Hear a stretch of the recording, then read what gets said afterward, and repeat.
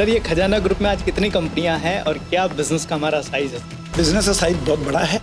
5 कंपनियां हमारे अंदर हैं। अगर किसी इंडस्ट्री को कोई भी बंदा है अगर टेक्सटाइल इंडस्ट्री में जाना चाहता है तो अब पुराने जो टेक्सटाइल हैं उनकी बजाय अगर वो नीटिंग इंडस्ट्री में जाता है तो वो अच्छा बिजनेस कर सकता है और उसका फ्यूचर भी बहुत अच्छा है। 100% कोई भी बिजनेस में आप जब शुरुआत घुसोगे, अपॉर्चुनिटी इज योर्स।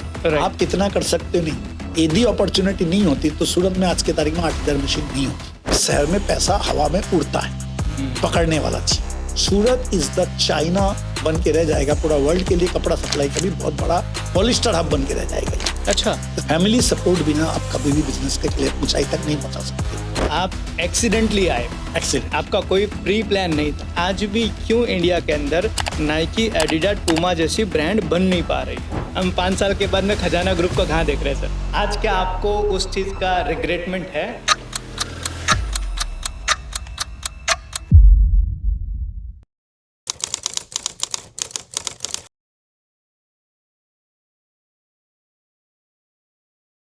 आज फिर हाजिर हूँ एक सुपर गेस्ट के साथ। जी हाँ, आज मैं आपकी मुलाकात एक ऐसे इंसान से करवाने वाला हूँ जो बिजनेस में ही नहीं, एक ऐसी इंडस्ट्री के प्रेसिडेंट भी हैं जो इमर्जिंग है और आने वाले समय में भारत का बहुत बड़ा भविष्य बनाने वाली है। तो आज आपकी मुलाकात मैं करवाने वाला हूँ नीटिंग इंडस्ट्री के प्रेसिडेंट विष्णु अग्रवाल जी से। साथ में उनका खुद का खजाना ग्रुप ऑफ कंपनी बिजनेस भी है। तो चलिए आज उनसे मिलते हैं और जानते हैं कि कैसे बिजनेस को ग्रो किया जाए और आने वाले समय में टेक्सटाइल मार्केट की क्या फ्यूचर है। तो चलिए शुरू करते हैं। Thank you so much sir, आज हमारे इस पॉडकास्ट पे आप आए। आपका बहुत बहुत शुक्रिया सर अपना समय देने के लिए। सर सबसे पहले आपके बारे में जानना चाहेंगे, आप कौन है सर? नीटिंग इंडस्ट्री क्या है, आपका खजाना ग्रुप क्या है?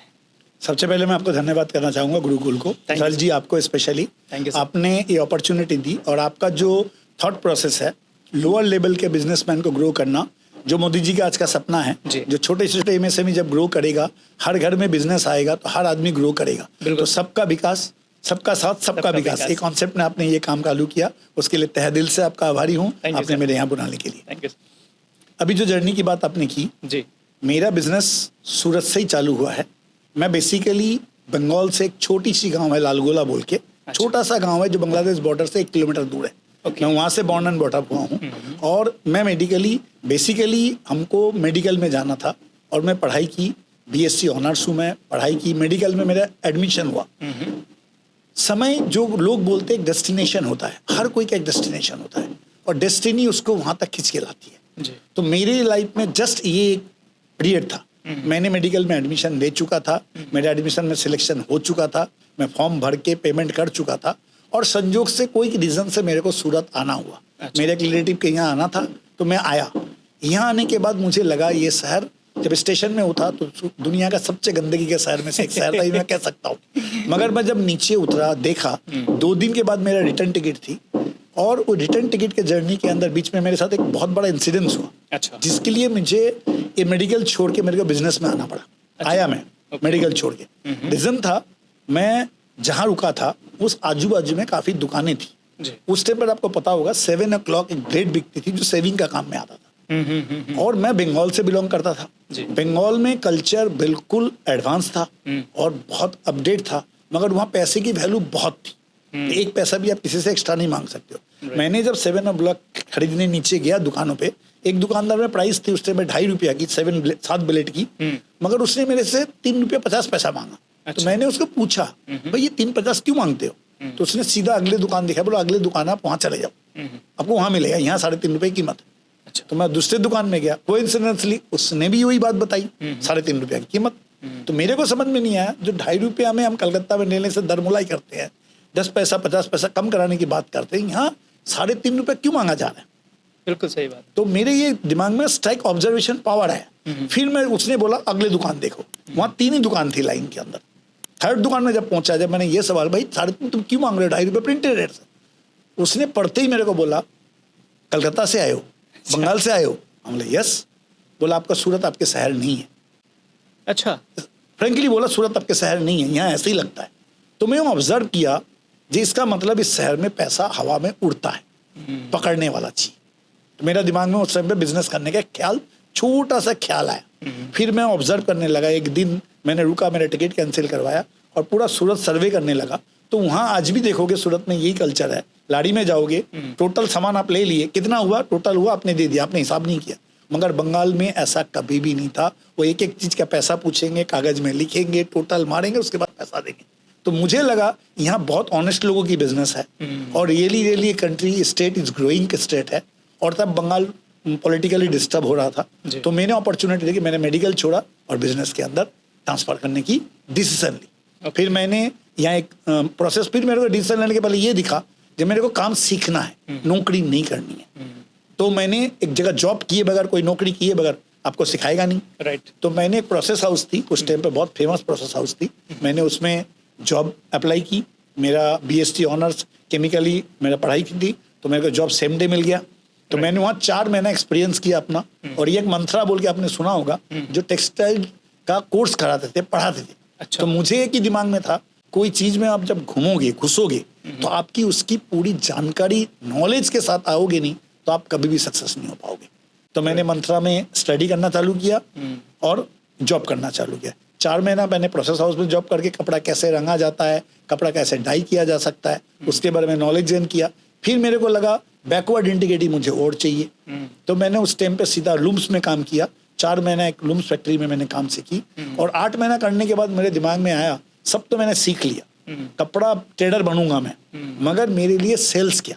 आज भी आप देखते हो बायर्स मार्केट हम बोलते हैं, कपड़े के अंदर बायर मार्केट बहुत बड़ा रोल करता है, राइट। बायर्स मार्केट हो गया कपड़े का, तो मेरे को देखा इसके लिए सेल्स अपॉर्चुनिटी कहाँ है, राइट। तो मैं जहाँ स्टडी करने लगा, फिर मेरे को आपस में कलकत्ता याद आया। तो बंगाल में मेटिया ब्रुज बोल के एक जगह थी, जहाँ कपड़े की भयंकर डिमांड थी और कपड़ा शॉर्ट सप्लाई था, और वो सारे कपड़े सूरत से जा रहे थे। तो मुझे वो स्टडी दोनों का करने के बाद मुझे लगा तो मेरे को यहाँ से आपस शिफ्ट होना पड़ेगा। मैं 8 महीने के लिए वहाँ शिफ्ट हुआ, वहाँ एक दुकान की, और ऑलरेडी सूरत से मेरा कांटेक्ट बन गए थे, उनसे कपड़ा मंगाया और वो दुकान करके स्टार्ट करके मैंने बिजनेस स्टार्ट की। That is my journey, business start की। मतलब आप एक्सीडेंटली आए? एक्सीडेंट, आपका कोई प्री प्लान नहीं था? 100% नहीं था। मुझे डॉक्टर बननी थी, मेरे फैमिली में सबको था ये लड़के को डॉक्टर बनाना। पढ़ाई में बहुत अच्छी थी और बहुत मेरे को इंटरेस्ट था पढ़ने में, और मेरे को accidentally I in the business. Sir एक सवाल है, आज क्या आपको उस चीज़ का रिग्रेटमेंट है कि मैं डॉक्टर नहीं बन पाया और बिजनेसमैन बना? बिल्कुल नहीं है, और मैं खुश हूँ। शायद ऊपर वाले ने मेरे लिए सही डेस्टिनी नक्की करके रखी थी, और मैं इस डेस्टिनी से बहुत खुश हूँ, क्योंकि मुझे लोगों को एक्सपेंस करने का मौका मिला। मेरे साथ आज 300 लोग जुड़े हैं, बिजनेस स्टाफ, तो उनको मैं, फैमिली को मैं फिट कर पा रहा हूँ, और मैं एक समाज सेवा का भी काम इन तरह से कर पा रहा हूँ। तो मुझे कोई रिग्रेट नहीं है, मुझे बहुत खुशी है, और थैंक्स टू द गॉड जो उसने मेरे को इस लाइन में लेके आया, और थैंक यू उनको करना चाहूँगा। Great sir. सर आपके बिजनेस के बारे में थोड़ा और बात करते हैं। खजाना ग्रुप, सर ये नाम कहाँ से आया और ये ग्रुप क्या है, मुझे आप जरा बताइए। खजाना एक शब्द एक ऐसा है, आपको पता होगा, खजाना का मीन्स जो कुबेर जी का भंडार है उसको हम खजाना कहते हैं। बिल्कुल। और ये उर्दू में भी एक बहुत बड़ा शब्द है खजाना। मेरे पास जो मेटिया ब्रुज का बिजनेस थी वो सारे मोहम्मडन्स थे, और उनके लिए खजाना शब्द का बहुत बड़ा मायने था। तो मैं और मेरा भाई एक दिन बैठे हुए थे, बोले यार तुम्हारे खजाने में क्या है। एक लड़के बोले, मतलब एक कस्टमर आके मेरे को पूछा, मतलब बोले खजाना में क्या क्या सामान है तुम्हारे पास, क्या क्या कपड़े हैं। तो मेरे उस दिन दिमाग में स्ट्राइक किया, हालांकि मेरा कंपनी का नाम कोई दूसरा था। मैं उस दिन बोला इसको ब्रांड बनाना मेरे को। तो भाई से, बड़े भाई के साथ डिस्कस किया, भाई ये ब्रांड बनाना पड़ेगा। तो बोले ठीक है कंपनी का नाम रखते हैं, तो ट्राई कर। फिर हम लोगों ने वहाँ से उस कंपनी का नाम हमारा खजाना का ग्रुप के नाम से चालू हुआ। सर ये खजाना ग्रुप में आज कितनी कंपनियां हैं और क्या बिजनेस का हमारा साइज है? सर बिजनेस का साइज बहुत बड़ा है, 5 कंपनियां हमारे अंदर हैं। हम पूरी इंटीग्रिटी, आज सर्कुलर नीटिंग की जो इंटीग्रिटी की प्रोसेस आप बोलेंगे, इस साल मैंने पूरा कर चुका हूँ 2 साल से। पहले मैं धागा लेता हूँ, रॉ मटेरियल जो PY रिलायंस की आती है या इम्पोर्टेड आती है, PY लेता हूँ, खुद सेल्फ धागा बनाता हूँ। धागा से कपड़े को जो सर्कुलर नीटिंग कपड़ा होती है, नीट का खुद ही करता हूँ। प्रोसेस हाउस हमारा इन हाउस है, प्रोसेस हाउस भी हम कपड़ा खुद रंगते हैं। और इंडिया के जितना भी ब्रांडिंग लेवल के गारमेंटर है सबको मैं कपड़ा सप्लाई करता हूँ। और मेरे को 2 साल पहले, एक्चुअली बचपन से मुझे दिमाग में था कि मेरे को गारमेंटर बनना है, जब मैं गारमेंट लाइन, इस कपड़े लाइन में आया, क्योंकि वो अल्टीमेट प्रोडक्ट है, फाइनल प्रोडक्ट है, जिससे ब्रांडिंग करके मुझे पूरे वर्ल्ड में मेरे को छाना है। तो 2 साल पहले मैंने एक कंपनी और नई स्टार्ट की, जिसके लिए गारमेंटिंग करना, जो मैं कपड़ा बनाना उसकी गारमेंटिंग कर रहा हूँ। That is the active wear के नाम से बहुत फेमस है। अभी हमारा कंपनी का जो नया कंपनी बनी है, trend armour, okay. Active company का है। आप नाइकी, एडिडास, प्यूमा जो कंपनी के आप कपड़े पहनते हो, जी। सपोज जो फॉरेन कंपनी है, मोदी जी के तर्ज पे अभी मैंने स्टार्ट किया है, जी। जे लोकल फॉर वोकल, स्वदेशी को ही अपनाना है। कपड़े में आपको कोई डिफरेंस, सेम कपड़ा हम 500 से 550 रुपए के अंदर वो कपड़ा प्रोवाइड कर रहे हैं। Same quality, same finish, same चीज, एवरीथिंग इज सेम। जो बाहर की ब्रांड है, ब्रांड बड़े बड़े ब्रांडों की आ रहे हैं, उसके जगह सेम कपड़ा हम प्रोवाइड कर रहे हैं 500 से 550 के अंदर। यही हमारा है। इंडिया में नहीं, सारा विश्व में इंडिया को एक्सपोर्ट करके वो नाम कमाना, ये मेरा विजन क्लियर है। बट सर कैसे पॉसिबल है कि आज मानिए मैं कोई भी ब्रांड ले लेता हूँ, मैं ले लेता हूँ कि एज एग्जांपल मैं एरो का शर्ट पहनता हूँ। अब एरो का शर्ट मैं पहनने के लिए गया, लेने के लिए मार्केट में गया तो 3000, 4000, 5000 का आता है। अब वही एरो का शर्ट आपके वहाँ अगर वही क्वालिटी का बनता है तो कितने का होता है? वो क्वालिटी का बनेगा तो 465 रुपये से ऊपर कॉस्ट नहीं आएगी। उसका दो रीज़न है। उनका ब्रांडिंग कॉस्ट बहुत ज़्यादा है। There Arrow is the company Aditya Birla की, जिसका फैक्ट्री है जी। मगर अब एडिडास, प्यूमा, नाइकी, इनकी कोई भी फैक्ट्री किसी के पास नहीं है। अब ओवरऑल स्टडी कीजिए, they are the only trader. वो कंपनी, हम जैसे कंपनी को जॉब वर्क करवा लेते हैं, अपना एक स्टैंडर्ड मैन्युफैक्चरिंग स्टैंडर्ड बना रखा है, चेकिंग अपने लेवल पे करते हैं और वो अपना ब्रांड करके मार्केट में कपड़ा डिस्पोर्ट कर देते हैं। उनका ब्रांडिंग और एड का खर्चा इतना ज़्यादा है, इसलिए उनका महंगा बेचना पड़ता है उन लोगों को। बाकी एज ए आप जुडियो को देखिए आज के तारीख में, कि जुडियो का कपड़ा खराब है? नहीं है, फास्ट फैशन है। Right. जमाना जो चल रहा है, यंग जनरेशन के पास जो दिमाग है अभी, वो फास्ट फैशन में चल पड़ा है। और फास्ट फैशन के अंदर एक ही चीज आएगा, that is the MMF, man made fibre. जो मोदी जी ने आपके बार बोला है, इंडिया में 70% मैन मेड फाइबर चालू हो गया। कॉटन एक लिमिटेशन के अंदर आता है। कॉटन प्रोडक्ट पहले बहुत बिकता था। Right. कॉटन 500 एकड़ जमीन में यदि आपका कॉटन बन रहा तो 500 एकड़ में बनेगा, 600 एकड़ का जगह आपके पास है नहीं। That is the limitations. Cotton में कलर का जो पिकअप है, लिमिटेशन से देखिएगा, बहुत ब्राइट कलर, तरक भड़क कलर होता नहीं है। राइट। दूसरी, उसके अंदर कलर फेड बहुत जल्दी हो जाता है, जी। फिर जल्दी फट जाता है। उसको आयरन किए बगैर आप काम में नहीं ले सकते हो। सही बात है। उसके अंदर स्मेलिंग आ जाता है कपड़े का। पॉलिस्टर के अंदर ऐसा कुछ भी नहीं है, प्रेस करना नहीं है। अपने टी शर्ट, कोई भी एथलेटिक्स आज आप देखते हो, हाँ। स्पोर्ट्स, क्रिकेट ले लो आप, इसके लिए आप फुटबॉल ले लो, Right. हॉकी ले लो, कोई भी स्पोर्ट्स में आज के तारीख में ड्राई फिट कपड़ा चलता है। Right. Dry fit means 100% polyester, 100% polyester. मैं 2 साल से IPL को, जो इतने ऑडियंस है IPL कंपनी में, मैंने काफ़ी सप्लाई किया है अच्छा। और काफ़ी कपड़े दिए हैं। लास्ट ईयर मेरा GTV में वीडियो आया था, मैंने दिए हैं। कपड़े सारे वही हैं, खाली वो ब्रांड का वैल्यू है। आपके दिमाग में ब्रांड सेट हो गया है, वो ब्रांड का वैल्यू आप दे रहे हो, ना कि कपड़े का वैल्यू दे रहे हो।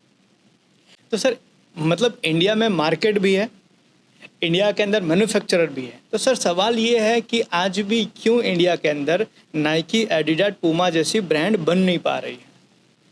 देखिए, ये आपके दिमाग में है। अभी एक ब्रांड बहुत जल्दी उभर के आ रहा है, हालांकि वो मेरा बहुत बड़ा कंपटीटर है। त्रिपुर में एक ब्रांड है, टेक्नो स्पोर्ट्स, टेक्नोस्पोर्ट। बहुत जल्दी उभर के आई है। 4 सालों में उसने वो जमा तक पहुंच चुका है। अच्छा। अब देखिएगा, फाउंडेशन इंडिया के ब्रांड है, जॉकी भी बाहर की ब्रांड है, फाउंडेशन इंडिया का ब्रांड है, मगर उसने भी उभर के आया है। और धीरे धीरे क्या, ये कल्चर ही नहीं था पहले का। रीजन, आपने बहुत सही सवाल जो किया, क्यों उभर के नहीं आया, इसका सबसे बेसिक रीजन था, इसका रॉ मटेरियल इंडिया में अवेलेबल ही नहीं था।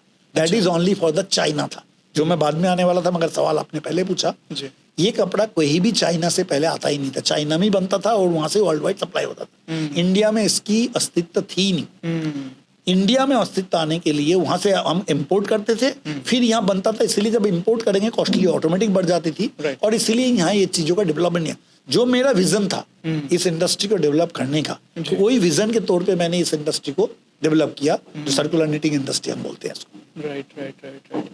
तो इनका आज मतलब सर वही अगला सवाल कि क्यों अभी तक इंडिया में इतने ब्रांड बन नहीं पाए? क्योंकि इंडिया में मार्केट सबसे बड़ा इंडिया है। आज पूरी दुनिया का हर मैन्युफैक्चरिंग, हर गारमेंट वाला इंडिया के अंदर टारगेट कर रहा है अपना प्रोडक्ट बेचने के लिए। तो इंडिया के लोग क्यों अभी भी उसके ऊपर फोकस नहीं कर रहे हैं? That's very good. सबसे बड़ी बात, इंडिया का लोगों में कमजोरी, सबसे बड़ी बात जो है हमारे अंदर, हम हमेशा वार्म कंट्री के अंदर रहते हैं, गर्मी है जी। तो हम कॉटन कॉटन कॉटन हमारे दिमाग में था। पॉलिस्टर मीन्स सस्ता कपड़ा, चालू कपड़ा, और उसके अंदर गर्मी लगेगी, हमारे ये दिमाग वहम है। ओके। और उसके तहत पे आपने लक्स का एक ऐड सुना होगा, सर्दी में गर्मी का एहसास। हाँ। और मेरा एक स्लोगन मैंने GTV में दिया था और मैंने कपड़े भी बनाए, गर्मी में सर्दी का एहसास पॉलिस्टर कपड़े में। वो बोलेंगे कैसे, हमने यूवी प्रोटेक्शन किया उसके अंदर। सनरे जब ऊपर से आता है तो आपके बॉडी के अंदर जब पड़ता है कपड़े के अंदर, वो रिफ्लेक्ट करके चला जाता है। मैंने वैसा एक केमिकल ट्रीटमेंट दिया, जैसे रिफ्लेक्ट करता है तो बॉडी टेम्परेचर जो 39 है वो एज इट इज आपके अंदर 39 होता है। हमने 6 क्वालिटी अभी कपड़े के अंदर दी है जो हर कंपनी दे रही थी बाहर की, जो इंडिया में पॉसिबल नहीं था। अभी वो पॉसिबिलिटी आ गई है और इंडिया कर रहा है अभी, इसीलिए इंडिया बहुत पास आने वाला 4 साल में आप देखना, 5 साल के अंदर पूरे इंडिया की काफी ब्रांडें इसमें आ जाएगी। अभी सबसे हाईएस्ट ब्रांड एक्टिव वेयर, इसको हम बोलते हैं एक्टिव वेयर, जो स्पोर्ट्स वेयर के काम आता है। तो ये सारे ब्रांड आएंगे। इवन देन मेरी कंपनी को आप 5 साल बाद कहाँ देखोगे, ये मेरा कॉन्फिडेंस है जब उस जगह पे देख पाओगे। सर बता ही दीजिए कि कहाँ हम 5 साल के बाद में खजाना ग्रुप को कहाँ देख रहे हैं सर? 5 साल बाद में पर्टिकुलर खजाना ग्रुप का जो हमारा ब्रांड है, ये गारमेंट ब्रांड ट्रेंड आर्मर के नाम से है जी। हम लोगों का एक ही दिमाग है, जो ये विदेशी कंपनी अपना कपड़ा बेच के हमारा धन आपस लेके जा रही है। और मोदी का जो स्लोगन है हमारा इंपोर्ट कम करो, अभी जो उन्होंने स्लोगन दिया, गोल्ड कम करिए, तेल कम कीजिए, बाहर से इंपोर्ट कम कीजिए, फूड में कम करिए, इसमें डॉलर एक्सपेंसेस होता है। बिल्कुल, बिल्कुल। तो अभी वही जगह पे मेरा विजन यही था, मेरा लास्ट मीटिंग में भी दिमाग में था, मेरा ये ऑब्जर्व किया था। हम हमारे ब्रांडिंग को यही ऑफर करेंगे, लोगों तक पहुंचाएंगे, लोगों को टाइम तो लगेगा, लोग कंपेयर करेंगे। तो मैं कंपेरिजन देने को लिए तैयार हूँ जो उनके कपड़े में एक धागा से लेके स्टिचिंग से लेके कोई चीजों का डिफरेंस नहीं आता है, आएगा ना, डिफरेंस आ रहा है। ऑलरेडी मेरी फैक्ट्री स्टार्ट हो चुकी है, मैंने ऑनलाइन में अब जस्ट प्रमोट करने की तैयारी कर रखी है हम लोगों ने जब तक पूरा सेटअप अपना नहीं हो जाए तब तक हम लोगों ने नहीं आए। तो 1 साल के अंदर तब पूरा हमारा शोरूम में कपड़ा मिलेगा आपको, आपका ऑनलाइन में मिलेगा और सेम एज इट इज मिलेगा कपड़ा, इसमें कोई फर्क ही नहीं है। ग्रेट।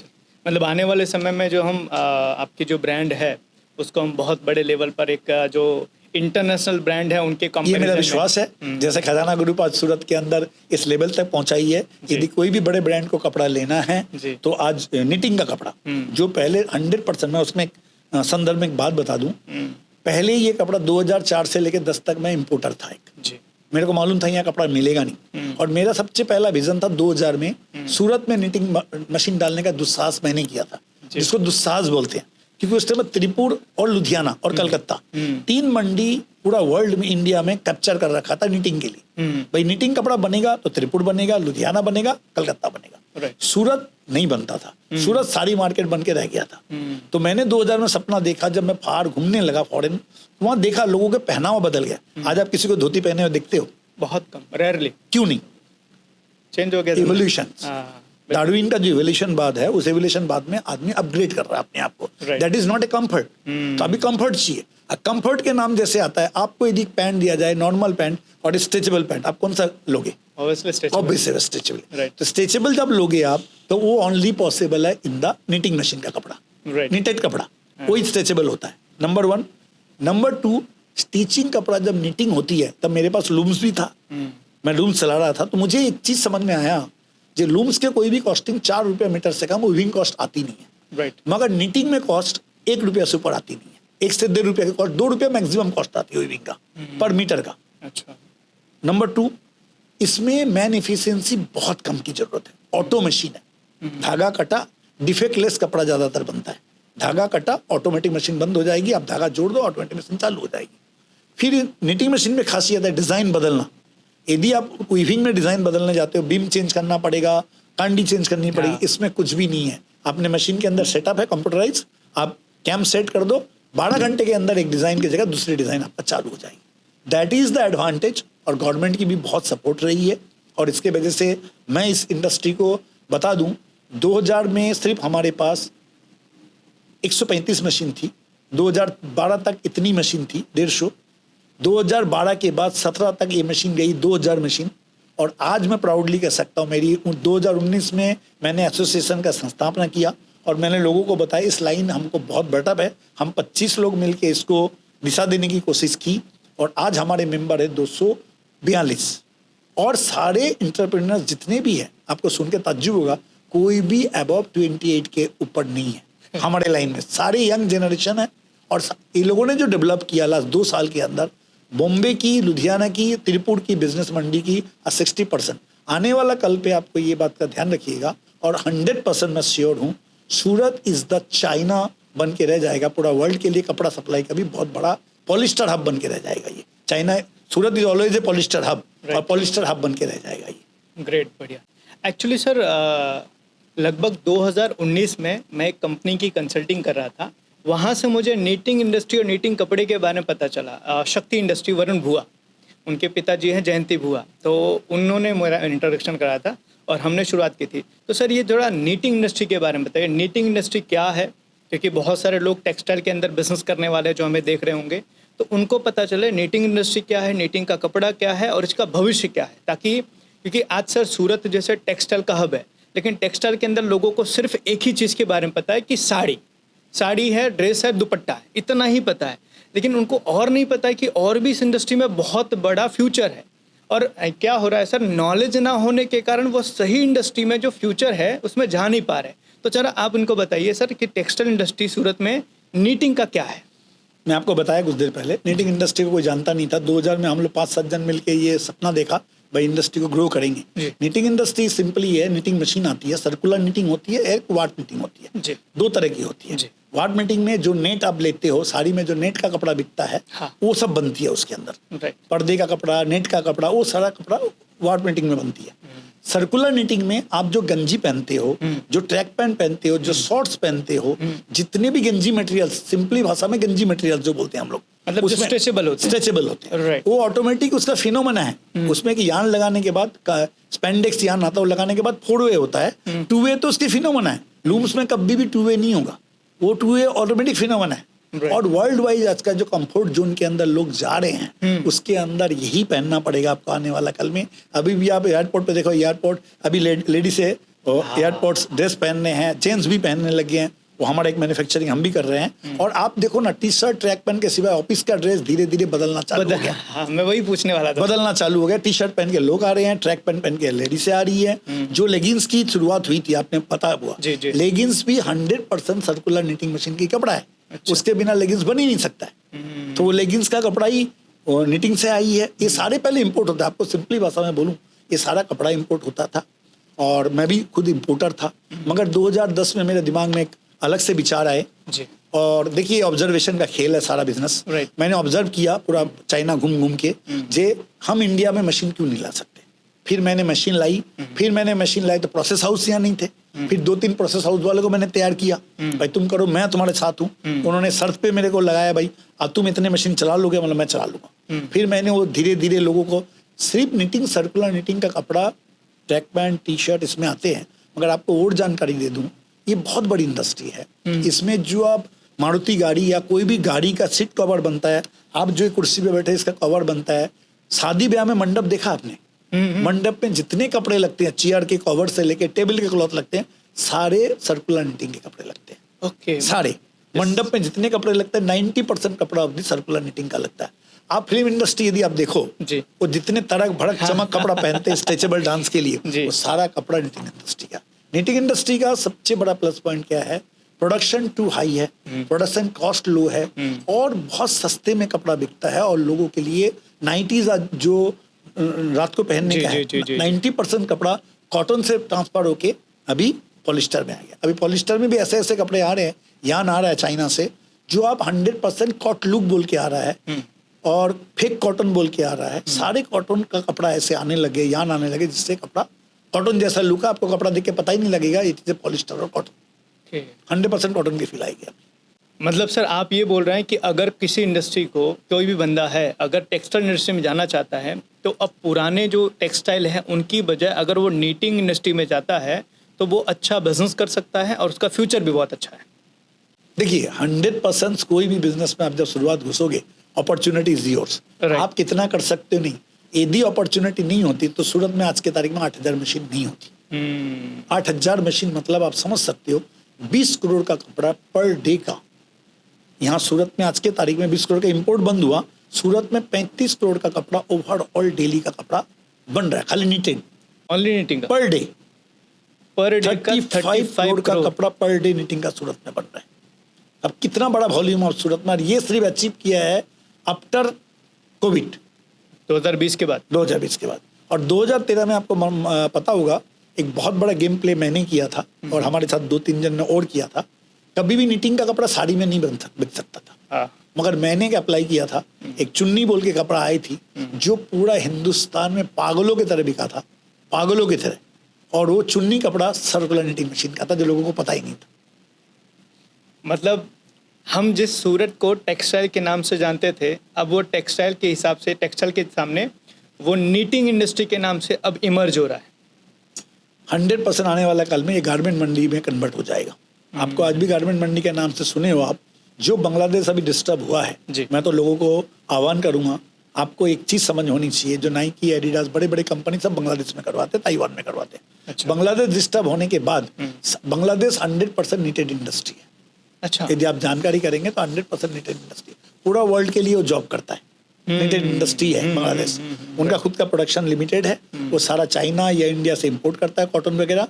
100% नीटिंग इंडस्ट्री है बांग्लादेश। वर्ल्ड में सबसे बड़ी नीटिंग इंडस्ट्री अब है वो। चाइना के बाद यदि कोई नीटिंग इंडस्ट्री अब है तो बांग्लादेश है।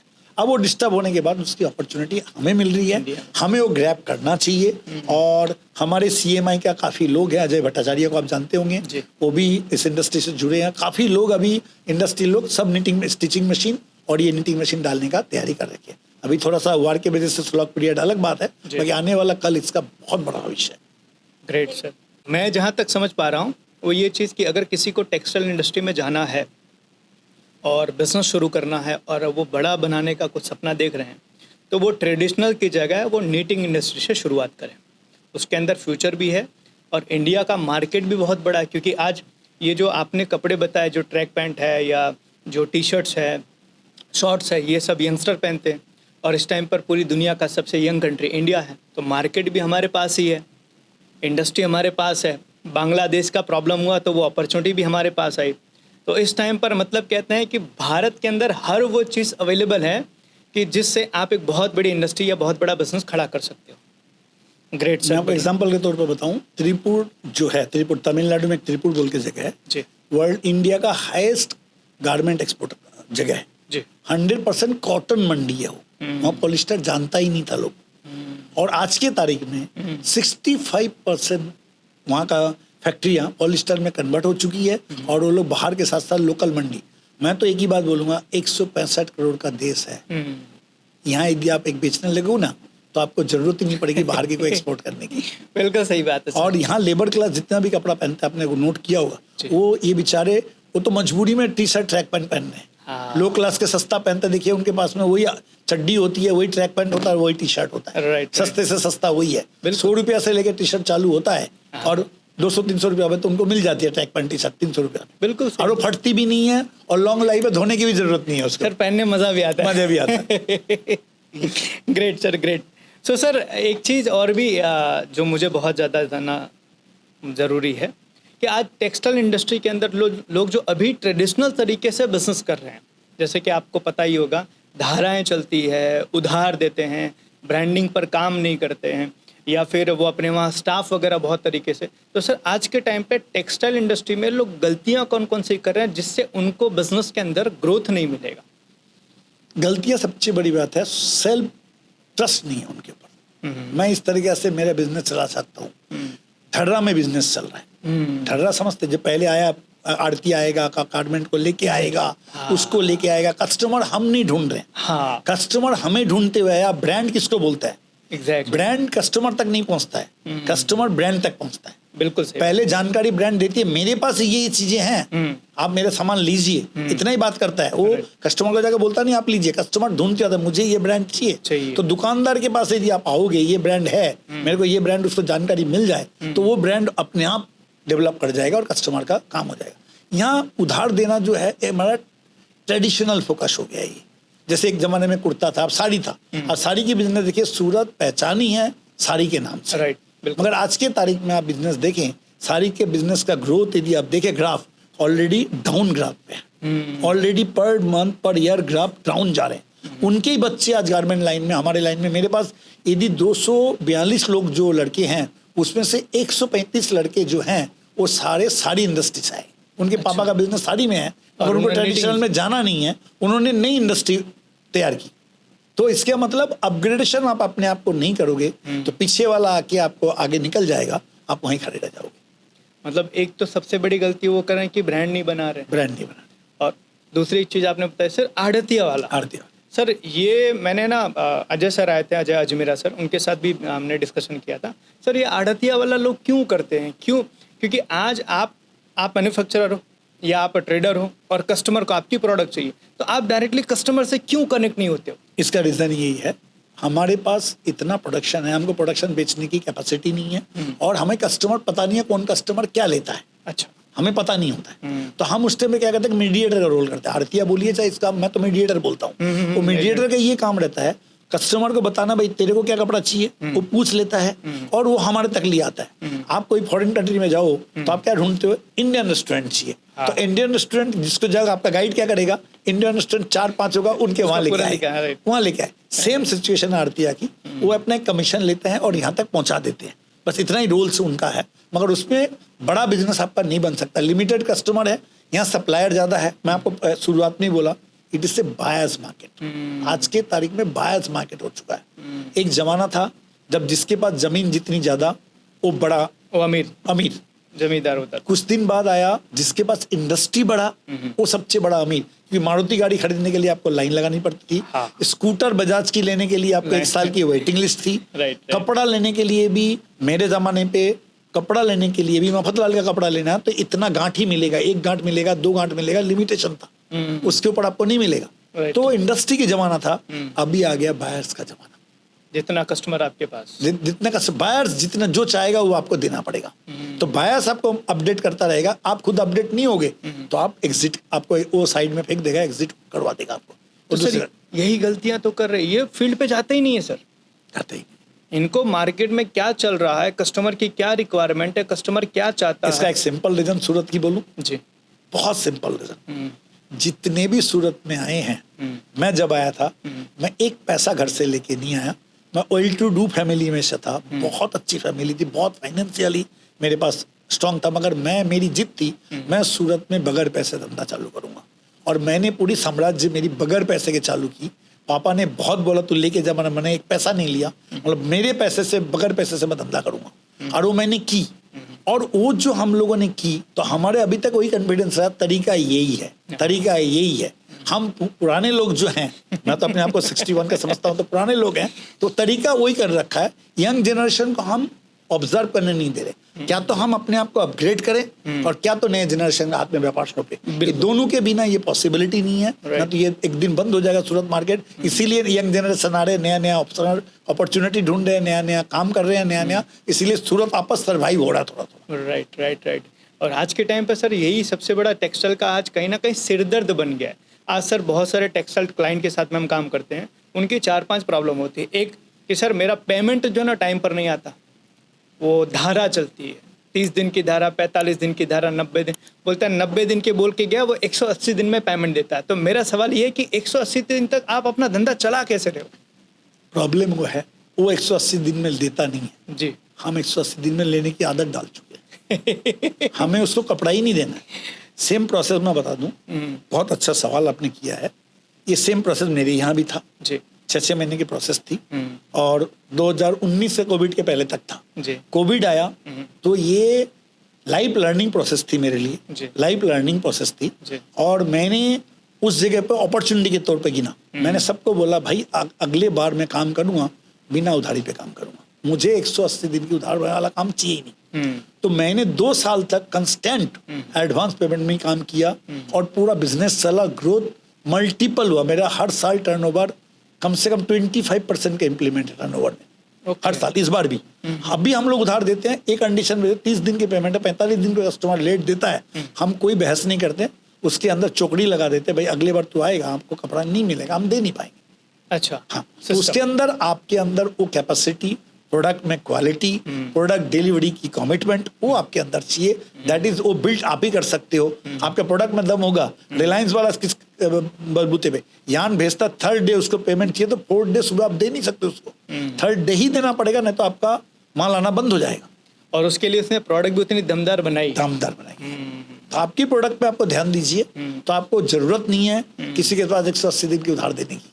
सर एक और क्वेश्चन जो मैं स्ट्रांगली आपसे आंसर चाहता हूँ सर, क्या टेक्सटाइल में जितने लोग भी धंधा कर रहे हैं, धंधा क्या उधार में करना ज़रूरी है? क्योंकि बहुत सारे लोग बोलते हैं सर नहीं देंगे तो चलेगा नहीं। मैं आपस रिपीट कर रहा हूँ, बिल्कुल जरूरी नहीं है। एक लिमिटेशन है हर कोई का। एक दुकानदार जब छोटा लेके बैठता है 10 लाख का इन्वेस्टर के बैठता है जी उसका टर्नओवर कॉन्सेप्ट रहता है 20 लाख का करूं, जी मगर वो छोटा दुकानदार बैंक से लोन नहीं लेता है। आप लेते हो बैंक से लोन, तो आप क्या करते हो, बैंक से लोन लेके उसको उधार दे देते हो प्रॉफिट और मार्जिन हाई करके। आप उससे कवर तो कर लेते हो, मगर वो बिजनेस का क्या होता है, ना तो दुकानदार ज्यादा कमा पाता है ना टर्नओवर कर पाता है। आप एक लिमिटेशन से 30 दिन से ऊपर उधार देते हो आप, तो आपके बिजनेस पे आप कुल्हाड़ी मारते हो। ये मेरा पर्सनल राय है। 30 से 40 दिन से ऊपर यदि उधार जाता है और कस्टमर आपको पेमेंट नहीं देता है, उस कस्टमर यदि आपके लिस्ट में है तो आपकी ग्रोथ 100% रुक जाएगी, ये मेरा मानना है। राइट। क्योंकि आपका लिमिटेशन है पैसे का, आप कहाँ तक लाओगे, आप नहीं लाओगे तो डेवलप नहीं कर पाओगे। Right. आपको कोई उधार देगा नहीं। आप जब भी कैश में परचेजिंग उधार में चले जाओगे तो आपकी क्वालिटी कॉस्ट बढ़ेगी, क्वालिटी आपको कॉम्प्रोमाइज करना पड़ेगा। उधार मतलब कॉम्प्रोमाइज, राइट राइट राइट। उधार मतलब ही कॉम्प्रोमाइज। वो आपसे कॉम्प्रोमाइज कर रहा है, अब 19-20 माल भी आपका ले लेता है। वही लोग सस्टेन जो उधार देना पड़ेगा वही बोलते हैं जिसके कपड़ा बिकता नहीं है, क्वालिटी अपग्रेड नहीं है, वो बार बार यही बात करते हैं, यार ठीक है आप माल बेच देना, पैसा दे देना बेच के, तो ऑटोमेटिक वो दुकान उसको टेकन ग्रांटेड ले लेता है। Right right right. तो आप जब टेकन ग्रांटेड का अपॉर्चुनिटी अगले को दोगे तो अगला कोई भी उसके बेनिफिट उठाएगा। It is मतलब not मेरी necessary. प्रोडक्ट में दम नहीं है, हाँ। इसलिए मैं क्या कर रहा हूँ, उस प्रोडक्ट को चलाने के लिए मैं सामने वाले के साथ में जो बोल रहा है उसके कंडीशन में मैं काम कर रहा आप मुझे एक बात बताइए, हूँ। जी आप शोरूम में कपड़ा खरीदने जाते हैं, जी। वो आपसे उधार देता है? बिल्कुल नहीं सर, आप टीवी खरीदने जाते हैं, EMI में देता है, उधार देता है? कोई नहीं सर, आप राशन की दुकान में जाते हैं, उधार देता है? बिल्कुल नहीं। सिस्टम ही बंद हो गया। राइट। इसका मतलब आपको भी मेंटेलिटी वही तय करना पड़ेगा। कपड़ा इज द लास्ट नेसेसरी लोग बोलते हैं, और मैं अभी बोलता हूँ यंग जनरेशन में 2 ही जगह पे यंग जनरेशन खर्चा कर रहा है, जी फूड और कपड़ा, हाँ फैशन। राइट।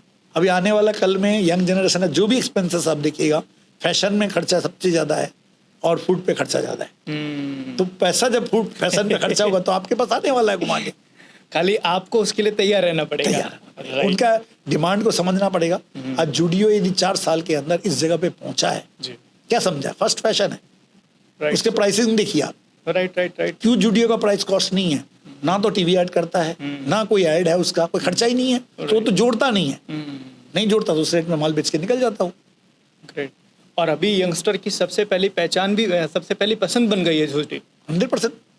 मतलब उन्होंने क्या किया सर कि बहुत बड़ा हाई मार्जिन नहीं रखा या हाई कॉस्टिंग नहीं रखी, बस उन्होंने उनकी जो मार्केट में रिक्वायरमेंट उसको समझा, उसके हिसाब से प्रोडक्ट लेकर आए। ग्रेट सर, बढ़िया, ग्रेट सर। आज के टाइम पे जो छोटे छोटे बिजनेस कर रहे हैं, ठीक है, ये तो एक टेक्सटाइल के रिगार्डिंग आपने बहुत सारी चीज़ बताई, लेकिन इसके अलावा बहुत सारे लोग हैं जो बिजनेस कर रहे हैं छोटे छोटे इंडस्ट्रीज लेकर, छोटे छोटे दुकानें लेकर। उनको अपने बिजनेस के अंदर कौन कौन सी गलतियाँ नहीं करनी चाहिए? देखिए, पहली बात तो बिजनेसमैन को पहले तो अपने आप पे सेल्फ कॉन्फिडेंस होना चाहिए। मैं जो कर रहा हूँ बेस्ट कर रहा हूँ, मैं जो डिलीवर कर रहा हूँ कस्टमर को वो बेस्ट है। Right. Customer always win win policy में व्यापार नहीं करेंगे ना तो व्यापार कभी भी डेवलप नहीं होगा। विन विन पॉलिसी मीन्स हम तो कमाने के लिए व्यापार कर रहे हैं, जी। मगर सामने वाला जो प्रोडक्ट लेके जाएगा वो फील करे जो मैंने भी एक अच्छी चीज कम कीमत में लेके आया। That is the win win policy. तो आप जब कस्टमर को बेस्ट प्रोडक्ट कमिटमेंट के साथ, डेडिकेशन के साथ दोगे और आपका पूरा समर्पण उस कस्टमर के रहेगा। कस्टमर भगवान जो बोलने का पहले का जमाने में एक बातें थी, वो क्यों था? कस्टमर भगवान मतलब उसे पूजा करने का नहीं है, मगर उसको जो आप डिलीवर कर रहे हो वो रिपीटेड होना चाहिए। उसको ये ड्रग्स की तरह एडिक्ट लगना चाहिए। ये दुकान ट्रस्टेबल दुकान है, यहाँ जाऊंगा तो मेरे को मेरी क्वालिटी दिखाएगा, मेरे चीजें सही दाम पे सही चीजें देगा, तो कस्टमर रिपीट होगा। और रिपीट जहाँ कस्टमर होता है उस बिजनेस का कोई भी ग्रोथ को कोई रोक नहीं पाएगा। कस्टमर यदि बिजनेस रिपीट में कस्टमर आपके पास नहीं आ रहे हैं, आप लिस्ट देखते 500 लोग आपके पास एक बार आए, उसमें से यदि 300 लोग रिपीट नहीं आ रहे हैं, that means your product is not good. आपको ये जगह पे वर्क करने की बहुत जरूरत है। जो 90% लोग बिजनेस के अंदर सेल्फ रियलाइजेशन नहीं करते हैं, आई एम रिस्पॉन्सिबल नहीं बोलते हैं। जैसे कोई प्रोडक्ट मैंने खाया है, खराब है, यार आया होगा तू चेंज कर ले यार, no, I am responsible, my team is responsible. Team के पहले तो आई एम रिस्पॉन्सिबल जिस दिन आप बोलोगे उस दिन टीम रिस्पॉन्सिबिलिटी लेगी। राइट। अब टीम पे सब छोड़ दोगे तो टीम गलती करेगी और छुपाती रहेगी, आपको पता भी नहीं चलेगा। इसलिए मैं आपको बताता हूँ, मेरे बोर्ड पे लिखा हुआ है, यदि मेरे जितने भी कस्टमर है सबको कंप्लेंट नंबर जो होती है वो मेरा नंबर है। अच्छा। मेरा कस्टमर में कंप्लेंट नंबर मीन्स मेरा नंबर, क्योंकि मेरे को मालूम है मेरा कस्टमर यदि जनरल नंबर पे फोन करेगा तो स्टाफ वहीं तक घुमा के क्लियर कर देगा बिल्कुल उसको। सही बात, बिल्कुल मेरे को कंप्लेन किया तो रिपीट कंप्लेन वो कर नहीं पाएगा, क्योंकि उस जगह पे वो प्रॉब्लम दोबारा रिपीट जाएगा नहीं। ये बिजनेस की पॉलिसी आप जब तक नहीं अपनाओगे, जो आप एजुकेशन देते हो, ये एजुकेशन वही सिस्टम है, मैंने भी कहीं से सीखा है, तो उसी का यही राज है। ग्रेट सर, बहुत बढ़िया सर, बहुत बढ़िया। मतलब सर इतनी सारी ये चीज़ें ऐसी फील हो रही कि अभी तक जितने भी बिजनेसमैन हैं उनको ये क्लैरिटी मिल गई होगी कि यार मेरा बिजनेस ग्रो नहीं कर रहा तो मैं गलती कहाँ कर रहा हूँ। मतलब पहली गलती तो पहली उंगली मुझे मेरे ऊपर उठानी चाहिए। 100%। मैं आपको एग्जांपल देता हूँ, एक उंगली जब दूसरे के उठाते हो ना, हाँ। 3 उंगली अपने तरफ आती है। राइट, अब सही ये बात। गौर करना, 3 उंगली अपने तरफ, आप 3 को पहले प्रायोरिटी दो, इसको पहले भूल जाओ, तीनों चेक कर लो, फिर बाद में आपको देखोगे उसकी गलती है ही नहीं, गलती हमारी थी। ग्रेट सर, बढ़िया, ग्रेट ग्रेट ग्रेट। सर थोड़ा सा आगे बढ़ते हैं। सर आपके कम्युनिटी के ऊपर थोड़ा सा बात करते हैं। सर अग्रवाल कम्युनिटी एक बहुत बड़ी आज इंडिया के कहते हैं ना बैकबोन बन गई है इकोनॉमिक बेस। कि सर कहते हैं कि भाई आप लोग की कम्युनिटी